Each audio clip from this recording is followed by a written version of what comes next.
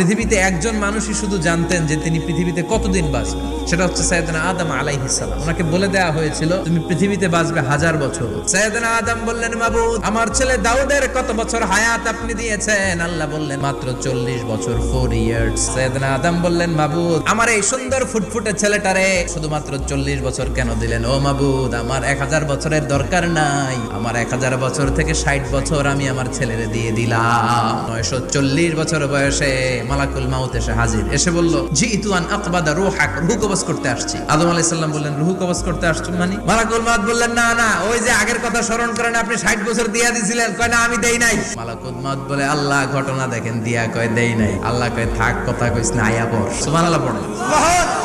নাসিয়া আদম ফানাসিয়া বানু, ভুলে গেছেন উনি। আমরা ভুলে যাই, আমরা খেয়ে বলছি খাই নাই, নিছিলাম পকেটে, কয় নেই নাই।